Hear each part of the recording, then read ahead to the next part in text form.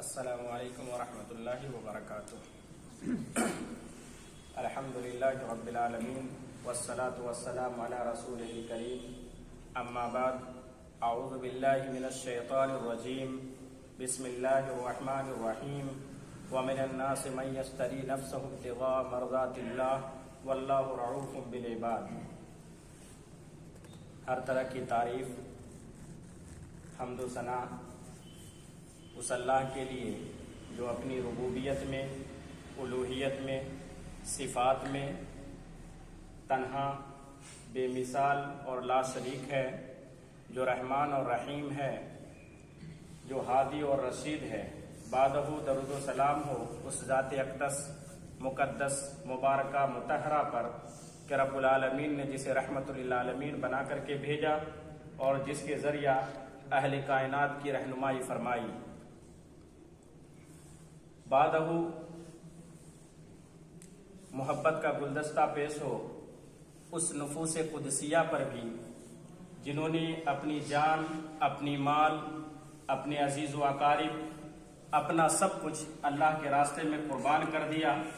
مقصد صرف اللہ رب العالمین کی رضا اور جناب محمد رسول اللہ صلی اللہ علیہ وسلم کی محبت تھی۔ سب سے بہترین بات اللہ کی بات، سب سے بہترین طریقہ اللہ کے نبی جناب محمد رسول اللہ صلی اللہ علیہ وسلم کا طریقہ ہے۔ سب سے بری بات دین کے اندر نئی چیزوں کو ایجاد کرنا، اور یہ گمراہی کا سبب ہے اور ہر گمراہی جہنم میں لے جانے والی ہے۔ پیارے بھائیوں، پچھلے دروس میں جو گزرے ہیں ان میں آپ نے صحابہ کرام کے تعلق سے چند باتیں سنی تھی۔ آج کے اس درس میں صحابہ کرام میں سے ایک صحابی حضرت صہیب رومی رضی اللہ تعالی عنہ کے تعلق سے چند باتیں آپ کے سامنے پیش کریں۔ مقصد صرف یہی ہے، صحابہ کرام کی زندگی کے حالات کو پیش کرنے کا مقصد یہی ہے کہ ہم ان کی زندگی کے بارے میں جانیں، ہم ان کی زندگی کے بارے میں پڑھیں، اور ہم یہ دیکھیں اور یہ غور و فکر کریں کہ ان کی زندگی گزری کیسی ہے، یہ کیسے لوگ تھے جن کا انتخاب اللہ تبارک و تعالیٰ نے جناب محمد رسول اللہ صلی اللہ علیہ وسلم کے ساتھی کے طور پر کیا تھا۔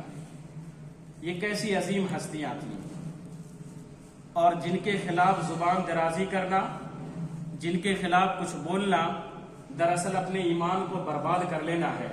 یہ ایسی عظیم ہستیاں ہیں۔ تو آئیے حضرت صہیب رومی کے تعلق سے چند باتیں ہم اور آپ جاننے کی کوشش کریں۔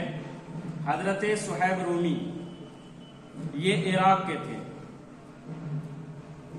وہاں جب رومیوں نے حملہ کیا تو اس حملے میں بعد میں اس حملے کے بعد جو بعد میں قیدی بنائے گئے، اس قید میں حضرت صہیب رومی بھی تھے جو ابھی چھوٹے تھے، ان کو بھی قید کر کے لایا گیا، اور رومیوں کے پاس ہی آپ رہے، روم کے اندر ہی رہے، آپ کی بچپن، آپ کی جوانی وہی گزری، اسی مناسبت سے آپ کو رومی کہا جاتا ہے۔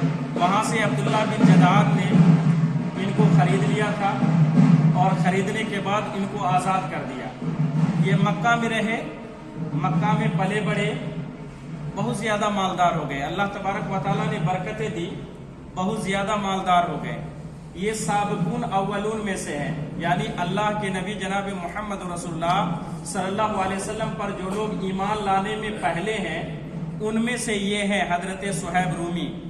حضرت عبداللہ بن مسعود رضی اللہ تعالیٰ عنہ یا حضرت انس بن مالک رضی اللہ تعالیٰ عنہ فرماتے ہیں کہ 7 لوگ جنہوں نے پہلے اپنے اسلام کا اظہار کیا، ان میں سے ایک یہ حضرت صہیب رومی بھی ہے۔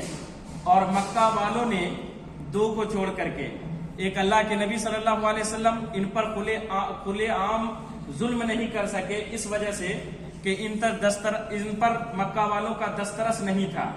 حضرت ابو طالب کی وجہ سے مکہ والے ڈائریکٹ اللہ کے نبی کریم صلی اللہ علیہ وسلم پر حملہ نہیں کر سکتے، یا جس طریقے سے ستانا چاہ رہے تھے ستا نہیں پا رہے تھے۔ اور اسی طریقے سے شرف اور عزت جو قبیلے کی تھی حضرت ابو بکر رضی اللہ تعالیٰ عنہ کی، اس کی وجہ سے ان پر بھی کھلے عام حملہ نہیں کر سکتے تھے۔ باقی جو یہ 5 حضرات تھے جن میں سے حضرت صہیب رومی بھی تھے، ان لوگوں پر بہت زیادہ ان کی زندگی دوبھر کر دی، ان کو جینا مشکل کر دیا مکہ کے کافروں نے، اور مکہ کے کافر سرداروں نے بہت زیادہ پریشان کیا، بہت زیادہ ستایا، حد سے زیادہ ستایا۔ اور یہ وہ ہے جو غزوہ بدر سے لے کر کے غزوہ خندق تک اللہ کے نبی کریم صلی اللہ علیہ وسلم کے ساتھ ہر غزوہ میں رہے، ہر غزوے میں رہے۔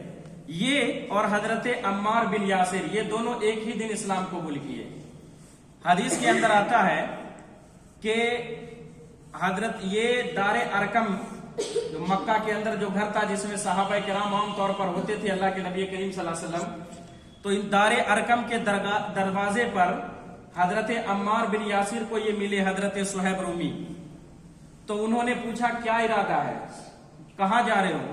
تو صہیب رومی نے پوچھا حضرت عمار بن یاسر رضی اللہ تعالیٰ عنہ سے کہ آپ کا کیا مقصد ہے، آپ کہاں جا رہے ہو؟ تو انہوں نے کہا کہ ہم تو آئے ہیں اللہ کے نبی کریم صلی اللہ علیہ وسلم کے پاس آپ کی بات سننے کو۔ تو یہ کہتے ہیں کہ میں بھی اسی مقصد سے آیا ہوں، میں بھی اسی مقصد سے آیا ہوں۔ پھر دونوں ایک ساتھ اللہ کے نبی کریم صلی اللہ علیہ وسلم کے پاس گئے، اللہ کے نبی کریم صلی اللہ علیہ وسلم نے اسلام کی خوبیاں بتائی، ان کو اسلام کی دعوت دی، تو ان لوگوں نے فوراً اسلام کو قبول کر لیا، اور خود کہتے ہیں کہ وہ پورا دن اسلامی تعلیم سیکھنے میں ہم نے گزارا، جب شام ہو گئی تو چھپ چھپا کر کے اپنے گھر کی طرف گئے۔ اور بڑے ذہین تھے یہ حضرت صہیب رومی، یہ بڑے ذہین تھے۔ یہ جب ہجرت کر کے آئے تھے اللہ کے نبی صلی اللہ علیہ وسلم کے پاس، تو اللہ کے نبی کریم صلی اللہ علیہ وسلم روٹی اور کھجور کھا رہے تھے، تو ان سے کہا کہ آئیے اور کچھ اس میں سے کھائیے۔ تو انہوں نے کھجور اٹھایا اور کھجور اٹھا کر کے کھانے لگے۔ اللہ کے نبی جناب محمد رسول اللہ صلی اللہ علیہ وسلم نے کہا کہ صہیب آپ کی تو آنکھیں دکھ رہی ہیں، آپ کی آنکھوں میں تکلیف، آپ کی آنکھ میں تکلیف ہے اور پھر آپ کھجور کھا رہے ہیں۔ تو یہ کیا کہتے ہیں کہ اللہ کے نبی ہم دوسری طرف سے، جس طرف کی آنکھ نہیں دکھ رہی ہے، ہم اس طرف سے کھجور کو کھا رہے ہیں۔ اللہ کے نبی کریم صلی اللہ علیہ وسلم کھلکھلا کے ہنس دیے۔ تو یہ بڑے ذہین تھے۔